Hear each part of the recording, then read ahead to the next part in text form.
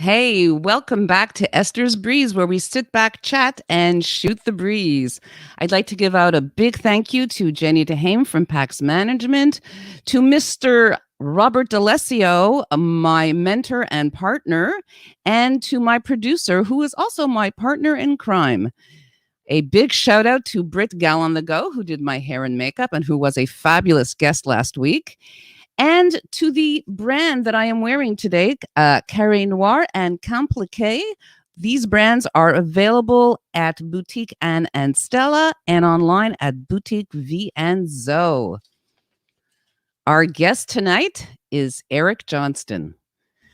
He is an actor, MC, and comedian from Hamilton, Ontario. He is also the host of Canada's all-Canadian Clubhouse room, Canadians Connect.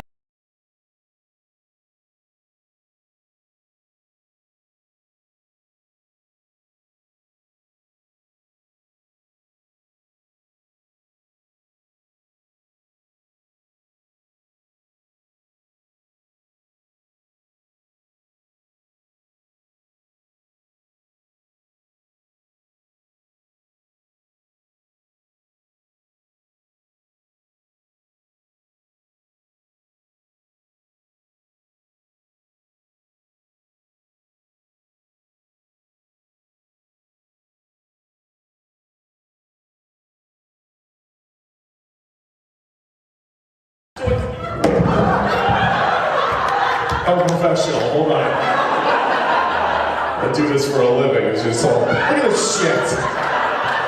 Fucking. I'm making it worse. I'm making it way worse. Somebody help me, for the love of God.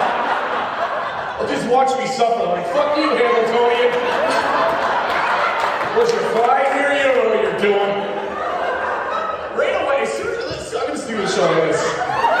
As soon as I got to the airport today, the guy working in the airport was like, "Well, you're not from the Maritimes." I'm like, "How can you tell?" He's like, "I can tell."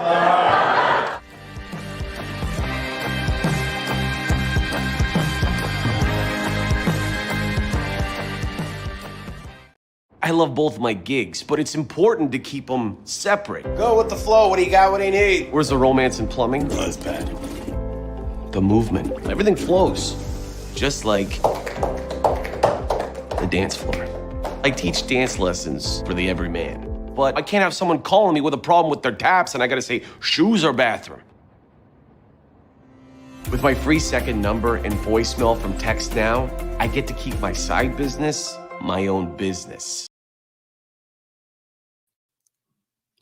Let's welcome Eric Johnston. Hello. Hey. Hi, Esther. How are you? The audio cut out for me when you were doing my intro. I don't know if they could hear it, but I couldn't hear it. But it was a lovely intro of what I heard. Oh my goodness! I hope they heard it. Fernando's guys, in big trouble. Big trouble, Yeah. Fernando. No, but I could tell what you were doing because I could see the things you were talking about: Clubhouse, Dragon's Den, and my show Splat a lot. Right. So I could see where you were going with the intro, but I couldn't hear it. Oh, So I'm like, I no. hope they can. But yeah, we cut out a bit. But you know what? That's show business, baby. You know what I'm saying, Esther? That Yeah, sometimes those well, I things guess it was a happen. mime. Absolutely. Now, we actually met on Clubhouse. That's how I got correct. to know about you. And, interestingly enough, it was at a time period where I was I love the app, and I was in many rooms. And, from the Ange TV show. Yeah, Fantastic. I see Esther, I do a lot of these things, is what Yeah. I'm saying. I got people who follow me from spot to spot, you know? I see that. So, in fact, it was at a time when I myself was getting a little discouraged because I wasn't seeing any Canadian themed rooms. No, I was going to a lot of the rooms for actors and for voiceover artists. And I found that most of them were based in LA and they were all, US based. And I wanted very much to find that content, but through, the Canadian side of things. And then I saw your room. Now, what prompted you to create that club? And it exploded. Like, tell us how that all came about. Yeah, it's funny, Esther. Everyone kept telling me, Eric, you got to get on Clubhouse. You got to get on Clubhouse. I had a couple people message me, you got to get on it. It's the best. And this was probably December, January. People were really getting on me. A couple friends, and to me, it felt like a little bit of like like a pyramid scheme or a multi-level marketing scheme or something, because everyone's like, you gotta get invited and you gotta the audio did cut out, but I'll just give guys, Oh, I'll give no. you, hey, I'll give you the intro. Eric Johnston, actor comedian from Hamilton, Ontario. I'm on a TV show called Splat a Lot that's seen 170 countries in the world. I'm doing very well on Clubhouse. Recently did a room with Arlene Dickinson, which I'm about to talk about now, and here's some of his stand-up, and that was me in Fredericton, and then that was my show or my commercial from Text Now, which was talked about in the comments as well. So don't worry, Esther, I got you. I sent you the bio. I know what was in it. So, anyways, back to Clubhouse. I had a couple friends, kind of get on it, and it felt like it's an invite only, and it's you got to get invited, and it's iPhone only, and it felt very strange to me. And I'm always very, not cautious, but I kind of let people go first and see what happens, and then I'll come in and try to do my thing. So anyways, I had a friend named Amy who messaged me and was like, Eric, you have to get on Clubhouse. I'm telling you, it'll be so beneficial for your career. I think you'd be a rock star on there. I think you'd kill it. So I finally say, okay, fine. Send me the link. And she sends me the link and the invite. And I'm playing around with the app and having fun and going into these kind of stand-up comedy rooms and, other rooms, voice actor rooms and stuff like that. And I found myself, yes, it was a very American-dominated app. It was a lot of like, how to be a voice actor in LA. And I was like, I don't care. And then every time I saw that there was a Canadian in any of the rooms that I was in, I would get excited. I was like, oh my God, there's a Canadian. I wonder who they are, where they're from, and what they do. That was always the question that I asked myself. Who are they, where are they from, and what do they do? So I gave it about a week, and I texted two of my friends, Rob Anzett and Steve Haining. And I texted them, I'm like, hey, dude, I'm thinking about starting like a Canadians connecting room on Clubhouse. Canadians connecting on Clubhouse. I'll call it that. I'll put the Canadian flag in it. And we'll see what happens, right? So I do it the first week, and it's a Monday night at 9:30, and the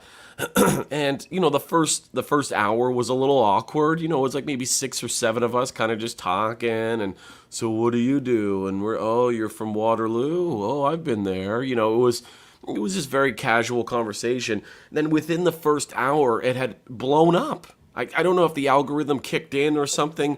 There was like over 200 people in the room from all over Canada. And they all came up onto stage, and I was really excited. And the room went till almost 5:30 in the morning because everyone was talking and sharing their experience and sharing who they are and where they're from and what they do. And I thought, I've been in the entertainment industry a long time, and in the industry it's called, this has legs. It's a good thing. This has legs. This could go.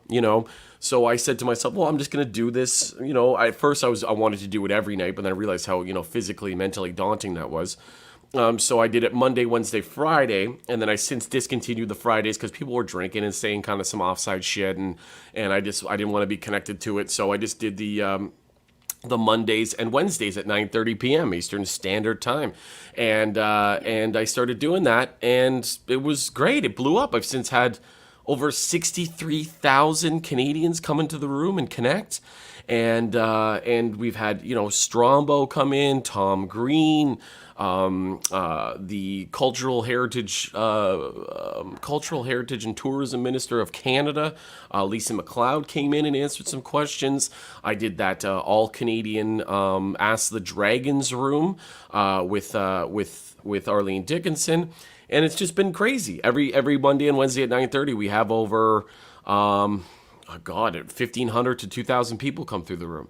And I've made some massive connections, and so have other people. It's not just about me. I'm the host, but people are like coming in and being like, hey, I'm an environmentalist and I'm looking for a job. And then another person will be like, well, I own a sustainability company. I want to hire you. Things like this are happening, and it's really exciting. So I was trying to expand on that story because I could tell that you were switching computers and you're panicking over there. It's okay. We're going to be okay. And now I can't even hear you. You're still muted, so... Can you hear me? Yes, I can, Fernando. Okay, I'm so sorry about that. My computer froze. Of course, that didn't happen before. No, it's okay. When you came on. Hey, guys, that's what happens when you go live, right? We're all just trying to figure it out. We don't know. Right. It's an online world, and I'm an online girl. What can I say? So, just so you know, when I came on the stage yesterday in your room, and I spoke literally for 2 minutes, right? Yeah. And then you asked people if there's anything that, any connections that could be made. I actually got 23 new friends. Yeah, of course. Yeah, within 2 minutes. Yeah. And about half of them translated to Instagram, which was mind blowing. Yeah, well, it's for me. It wasn't about the Instagram followers. It's a nice side effect, but like, I'm up close to 2,600 followers on Instagram since I've been doing it, and it's organic Wow. growth. Those are people that I Yes. know personally. That would take me years to do. 2,600 and retain them. Yes, It's exactly. insane, and I have all these new followers and all these people who are supporting my career, and it's just been a very beneficial thing. Other than long hours of doing it, it's 3 to 4 hours an episode. I do it twice a week, and I've been doing it for over 3 months. That's a big time investment, but I enjoy it. It's one of those things where like you don't feel like you're working because you enjoy it so much. So I'm having a good time. Long story short. No, that's amazing. And talking about social media, how do you find, or do you think that it's important for an entertainer to have social media? Do you think numbers are important, engagement, etc., stuff like that? Yeah, I think it's important. For me, I like to keep the integrity of who I am and what I do, right? So I like to know personally kind of who's following me and if I'm following them back. I have close to, I think, 6,500 followers on Instagram. I probably know 5,000 of them personally. From, Wow. being on the road, meeting them here, meeting them there, connecting with them on Clubhouse, connecting with them through the entertainment industry, connecting with them through dating apps. Doesn't matter what it is. I know these people kind of personally. I don't know if I would want to have an Instagram page that has 6 million followers. It feels very less personal. And I'm not about that. I mean, the only kind of benefit to having more followers for me is once I get to 10,000, I can do that swipe up in your stories thing, so I can actually Right, that's right. Yeah. I can put a link in my story for maybe something, tickets I'm selling or something I can actually swipe up and people can go to a website. That would really be the only real benefit of me having more followers. But for the most part, I like kind of the numbers I have, and I like having direct connection and, again, organic growth with my people, my fan base, for lack of a better word. Yes. So even if I got to a point where I was a celebrity, where I had 6 million, 7 million followers, I'd probably still create a smaller account or something that people don't even know it's me, just so I only have a couple hundred of my friends on it, so I can really see that, because I just I like that connection, and especially now with COVID, that's really the only connection we have.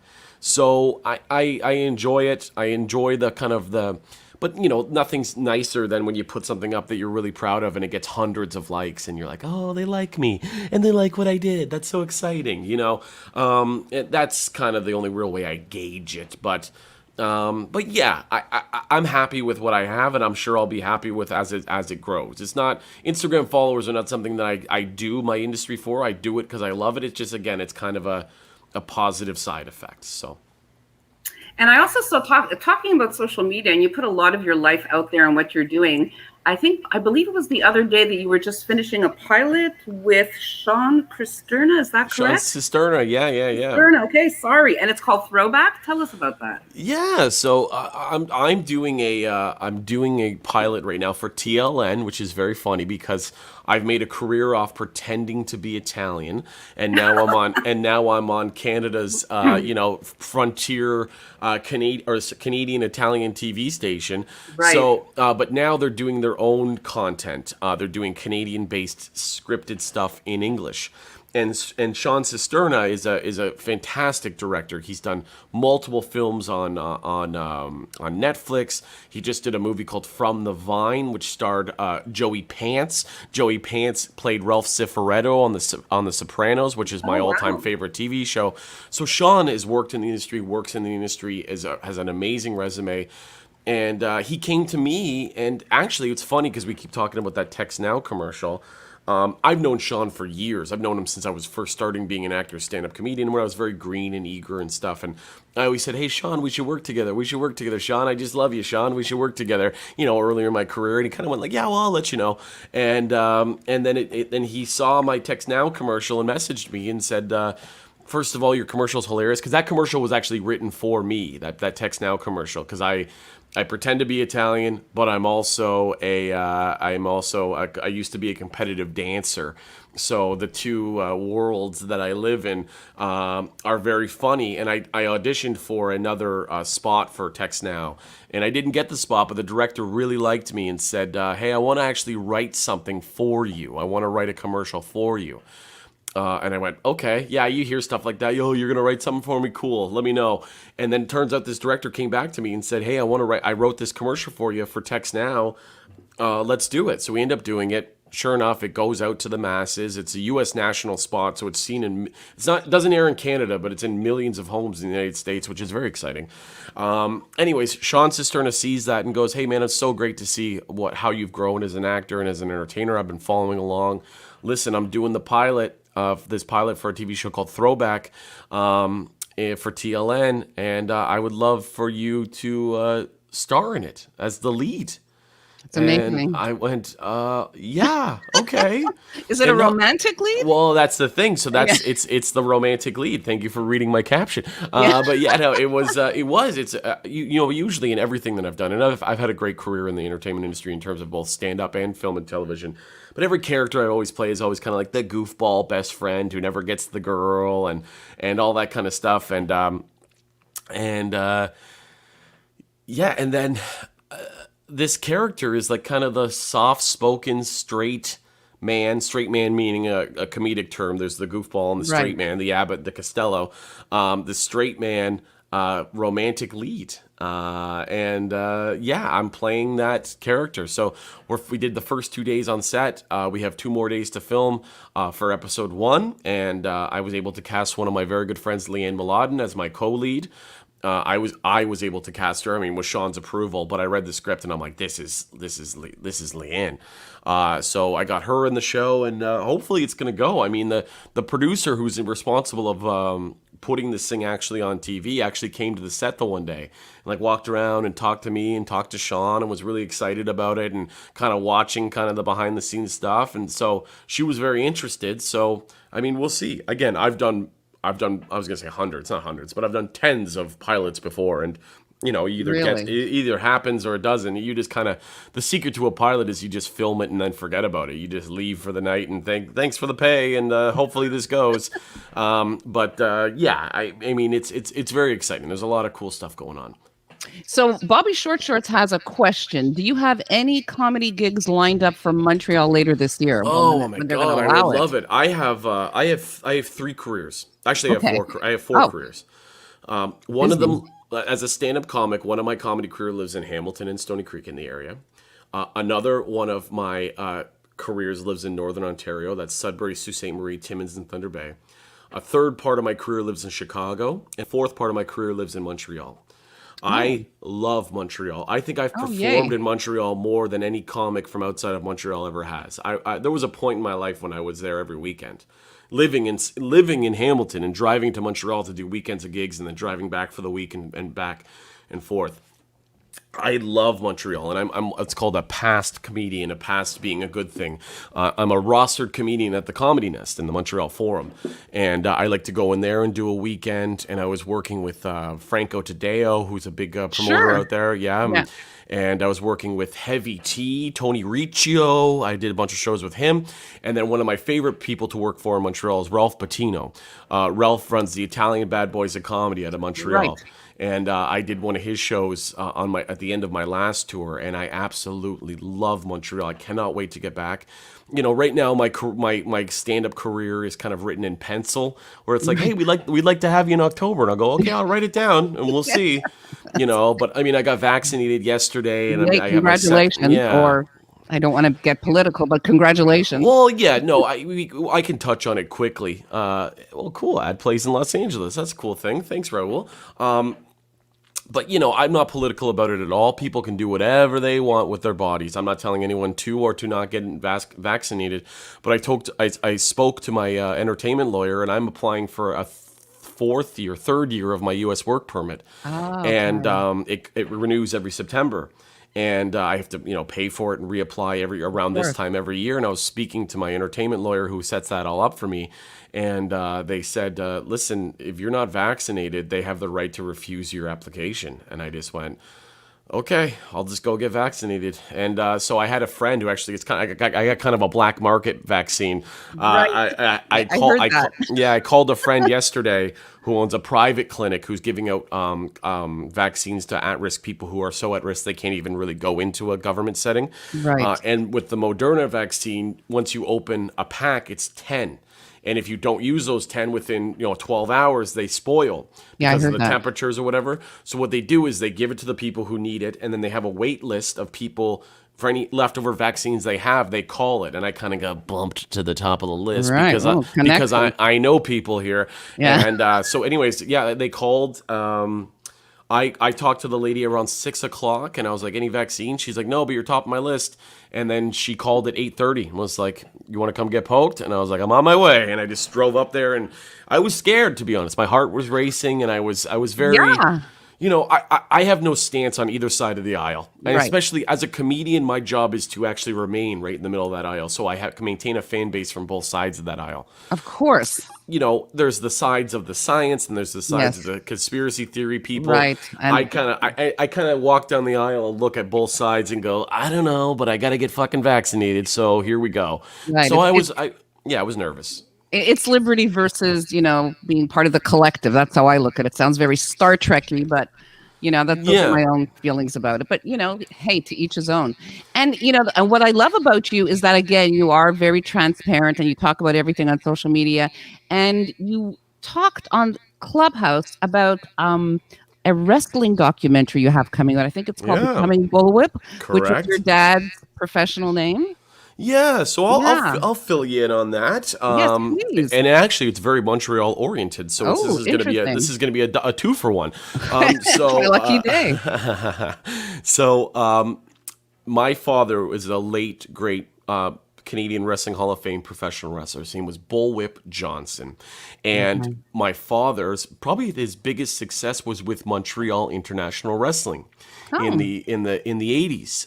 He was part of a tag team called the Long Riders. Him and Cowboy Bill Irwin, and every Sunday they would be on City TV Montreal and City TV Toronto, and they were a big rivalry and they would wrestle everybody. And Dino Bravo was actually the owner of Montreal International Wrestling, who was actually killed tragically. Anyways, my father lived in every state of the United States. He lived in Japan. He was he's in the Ilya DePaulo Wrestling Hall of Fame. He's in the Canadian Wrestling Hall of Fame. Fortunately, he died 9 days after my 13th birthday, which is obviously traumatic. Yes. And I'm very open about that on social Yes. media and Yeah. stuff like that. I'm an open book, and I appreciate you saying that because I let people into my world. And if you want to come in, Yeah. come on in. I have nothing to hide. I'm a comedian. I can make jokes about things, but I can also be very serious about things, which I think is a nice kind of dichotomy to have. Absolutely. So my entire life, my dad's friends and family members are going, so you gonna get into the industry? You gonna get into the business? And I was very cautious of it, obviously. And the wrestling industry is, as much as it's luxurious and there's the high points, there's a lot of lows. So there's my father was an alcoholic because that's how he self-medicated for his pain from being a professional wrestler, and Right. a lot of other professional wrestlers get addicted to painkillers and cocaine and stuff. Right. There's a big dark side of professional wrestling. There's actually a very popular documentary series out now called The Dark Side of the Ring, and they actually talk about all those dark interesting. sides of professional wrestling. I was cautious about that. Plus, I had a very successful career in stand-up comedy and being an actor. So I never went to that place. Now, about a year ago, I made a documentary called Chasing Footsteps, which is just a 5-minute documentary. And it was directed by my very good friend Jay Perry, who I'm going to see in a little bit in a little backyard hangout. He said to me, I want to make a little mini doc on your relationship with your father. Anyways, we make it. I would suggest you guys check it out. It's available on Absolutely. YouTube. Just put on Eric Johnston Chasing Footsteps in the search bar. And anyways, so we do that, and it gets a very positive response from my community. And that really kind of re-engaged the conversation of, well, why aren't you becoming a professional wrestler? And I thought, you know what, why aren't I? I'm 30 years old. I have a career of my own now. I'm physically fit, but I'm not professional wrestler fit. I'm like biceps and then go home fit. So why aren't I? And so I started talking about it. I have this idea for this documentary called Becoming Bullwhip, where it's the story of a 30-year-old, somewhat successful stand-up comedian finally saying it's time to embrace in my family footsteps and become a professional wrestler. Now, I mentioned this to a couple people, and I mentioned it to a couple people in the industry, Right. and they were like, great idea, but it's kind of tough right now, and you kind of got to self-produce it, and then pitch it, and hopefully sell it, and blah, blah, blah, blah, blah. I heard a lot of no's without even really Right. asking for an answer. And then, going back to this Clubhouse thing, I was speaking about this very story and this pitch idea in a Clubhouse room. In my Clubhouse room, the Canadians Connecting Room, there's a Right. young woman by the name of Marie who's a producer for CBC. And she goes, I love this story. Have you pitched it to any production companies? And I went, yeah, a couple people said, meh, we'll see, blah, blah, blah. And they go, well, she goes, well, I know the guys over at this, I can't, even though I signed the contract yesterday, I can't officially name the production company yet, but Okay. I know these guys at this big production company. I think they'd be interested. Do you mind if I get you guys connected? And I went, of course. Don't even ask me. If you want to get me connected with someone, yeah, sure, do that, please. And then turns out I could jump on a Zoom call with the head of Unscripted for this big production company, and he loves it. Like I thought it was going to be a little pitch meeting I'm on for maybe 5, 10, maybe 20 minutes. We were on the Zoom call rather for an hour and a half.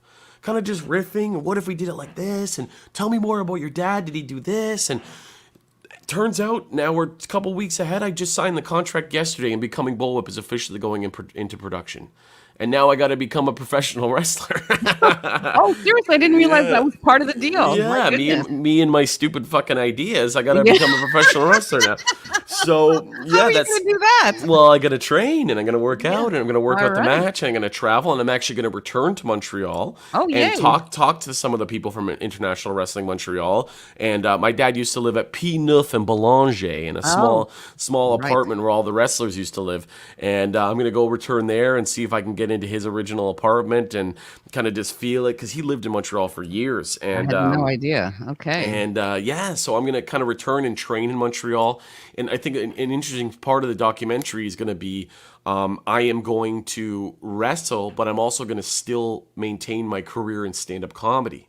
So I'm going to be like training all day with these 400-pound guys suplexing me. And then have to go on stage that night at the Comedy Nest in the Montreal Forum and be all sweaty and tired and sore and try to maintain my career. So it's going to be a very interesting documentary. There's a lot of interest. People have veteran wrestlers and current wrestlers. They're all like, I want in, whatever I need to do. So I get a lot of support. There's still a lot, even though my dad's been gone for almost 20 years. It's been there's still a large amount of respect for my father in the wrestling industry. So, and Montreal was a huge hub for wrestlers back in the day. It was either if you were a wrestler from Canada, you were either from Montreal, Hamilton, or Calgary. That was it. There was no other Really? places really. Like Winnipeg had a small scene or whatever, but if you wanted to wrestle and become big out of Canada, you were either Montreal, Hamilton, or Calgary. And my dad wrestled in all three places. So, yeah, that's the story of becoming Bullwhip. So now I gotta figure it out. So you're going to be a wrestler and you're going to maintain your career as a stand-up comic. Now, I believe doing stand-up is probably the most difficult of all, modes of entertainment. Yeah. How do you do that? Like, what's your process? I just do it. No, I've been doing it for 10 years. I'm close to 11 years actually now. Through the pandemic, time flies when you're not having fun. I started doing it like all comics. I started with an open mic, and I became addicted from the very first time I walked on stage. And I kind of told a little bit of a fib. I told the promoter, I started out in Vancouver because I was living there at the time, because I was going to film school out there at the time, Vancouver Film School. And I told the promoter that I was already a stand-up comic and I was just looking for some stage time. So I went up and did 5-7 minutes and did well enough that he kind of believed me and said, okay, well, come back next week, come back next week, come back next week. And it's been almost 11 years, and other than COVID, I haven't stopped since. Even through COVID, I haven't stopped. I'm doing Zoom comedy and backyard tours and reduced capacity comedy clubs, and I've had a hell of a career. I've opened for Russell Peters. I've opened for Sebastian Maniscalco. Wow. Who's one of my personal heroes. I know And he's one of my favorites. Yeah, he's huge in Montreal. Big Very. Italian community, so they love him. I've performed at the Comedy Store in Los Angeles, and I've performed at the Laugh Factory in Chicago. Chicago and the Comedy Castle in Detroit, and I've been across Canada, up and down, left and right, at least 4 or 5 times. And I did my big Eric Johnston small town comedy tour. I was on the Yes. road for 3 months. I did Amazing. 75 1-hour shows in 3 months, and it was just this is when it's like you're in the circus. This is what I do. I'm a clown. A clown doesn't know how to be anything else. I only know how to be a clown. So if I'm gonna be a clown, I fucking be a clown and go everywhere I have to be and just commit to that sideshow carnival lifestyle. My life is always on the move. Personal relationships, they all suffer. But until I kind of get to the big leagues, which I've already kind of dipped my toes into. Right. This is just what I do. I'm a road warrior. Just like my father was a road warrior with professional wrestling, I'm the same thing as a stand-up comic. And now I'm going to become one with being a professional wrestler. So it's an interesting lifestyle. So how did you adapt to the pandemic in terms of your performances? Look, you talked about backyard performances. Like, tell us about that. Yeah, so I just thought, the first wave when it hit in March, I kind of, like everyone, just kind of waited it out. Well, this is only going to be 2 weeks. Okay, well, this is only going to be 2 more weeks. But after, it was about mid-April last year, I went, all right, enough's enough. I got to do something. So I actually set up a basement comedy club here in my house in Stony Creek. I've been zooming into corporate comedy clubs and corporate comedy events all over North America, doing either 20 minutes to a half hour to 45 to an hour. In September, when the clubs opened at reduced capacity, I did 27 shows in 30 days at 50 capacity rooms. I just did as many as I could. Last summer and this summer as well, and last summer I did something called the Eric Johnston Campfire Comedy Tour, where I'm literally going into people's homes, into their backyards, and I bring a backdrop, 2 spotlights, a PA system with a microphone, a stool, a mic stand, 2 opening acts, and I do an hour. And my opening acts do 15 minutes each. It's a 90-minute show. And I set it all up, and people's only kind of responsibility is just to invite their friends and then pay me at the end of the night. But I'm giving very competitive rates. First of all, I'm the only person doing it that I know of, at least in Southern Ontario. And also I understand that people kind of had a rough year with money with COVID and stuff. So, I'm not charging what I would usually charge for a private show, but it's just really because I just love to do it. Last summer I did 15. This summer I'm hoping to do 30. And I got my first one on June 5th, which is going to be in a very illegal experience because I doubt that we're going to be open. But Right, in Ontario. This person, we're kind of out, not in the sticks, but we're kind of in a less of a populated area, and they're like, Right. "Fuck it, we're doing it." And I'm inviting 30 people and plus you guys, so let's have fun. And I'm like, all right, well, I'm half vaccinated. Let's do it, right? So, I respect the rules and the lockdown and whatever. Yeah. I respect authority, put it that way. But I think there are some things that are silly about this. And if I want to have a show in someone's private backyard with 20 to 30 friends, unless the cops show up and give me a ticket, I don't see any problem with it. And I don't think a lot of people do. But then again, I wear the mask in public. And, I sanitize the hands. And, yeah. Eric, you're going to be best twice Hispanic International Television Network. Wow. Oh, me gusta, está bien. So if somebody wants to get in contact with you to have you perform in their backyard, Yeah, how follow could they me. do that? It's underneath my big stupid head here, Eric Johnston. Who? Yes, there you go. Smart. That's how you find me on Instagram. My website's ericjohnstonwho.com. My Twitter is Eric Johnston Who. My Facebook fan page is Eric Johnston Who. I'm Eric Johnston on LinkedIn. There's your website. There we go. See, Yeah. perfect. You're pretty. Hey, tell Fernando I said mucho bene. And LinkedIn, which is important, which Yeah. because of you, I started working on my LinkedIn Yeah. because of oh my God.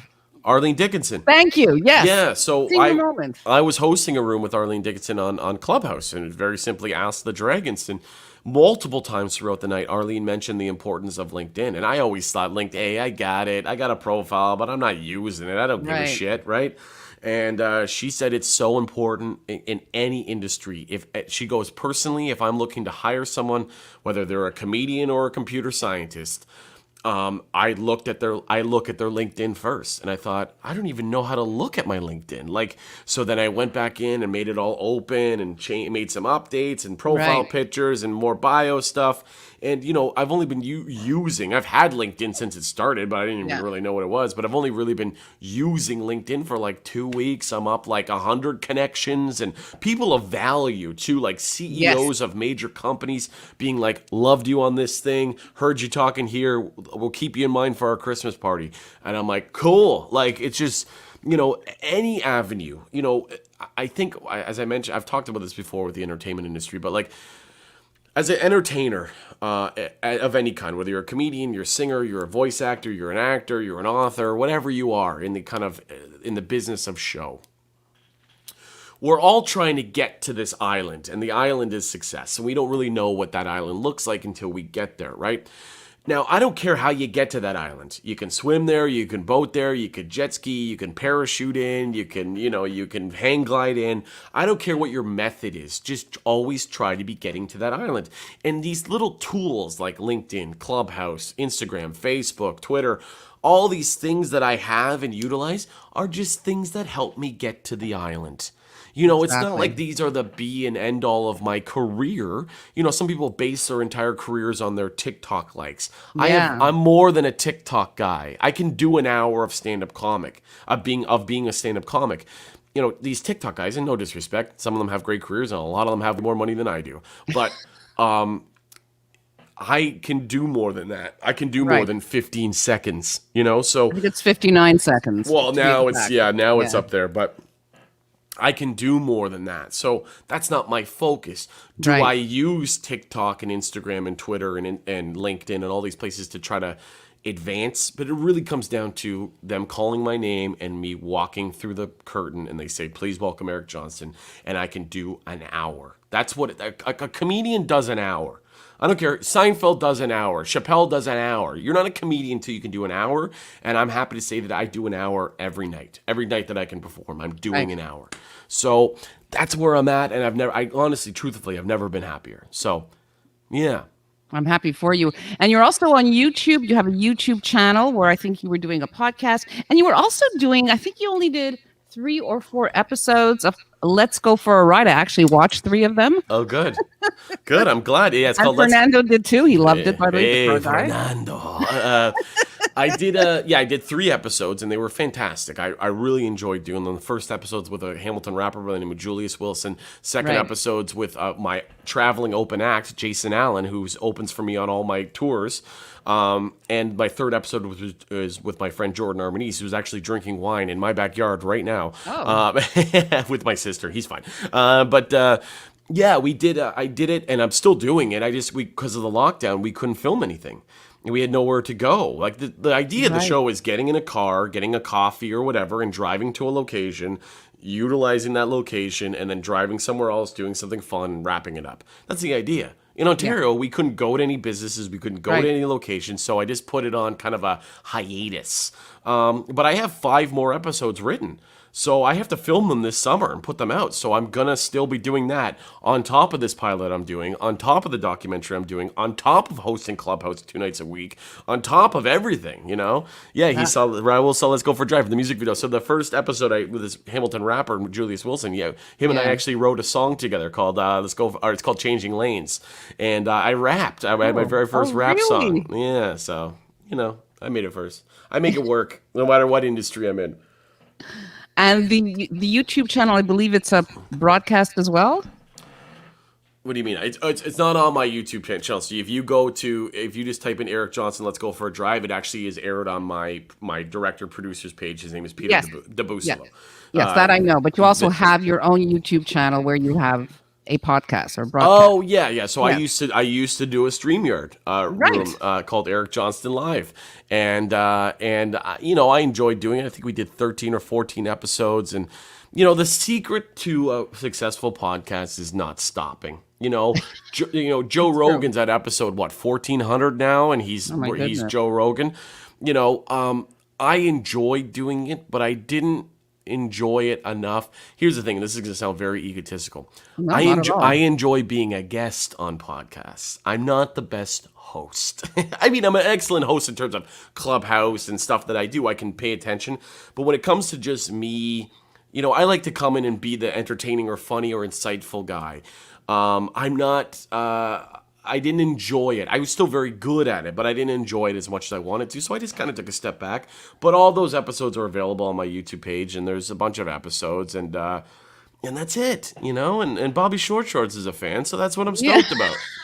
My son is obsessed with Mike Tyson's podcast. I heard it's great. I haven't watched it, but I Oh, heard you it's haven't? great. Okay. No. Yeah, he does a lot of wacky things on it. Yeah. So tell us about your acting career. You've done quite a few films and series, and you've done theater as well. Yeah. So I started as a young age. I started doing theater and stuff when I was 6, theater and dance and musical theater. And as a kid, I just wanted to get on stage and, make it work. And just I was a performer from the time I could speak. And I came by that, lifestyle pretty honestly. So,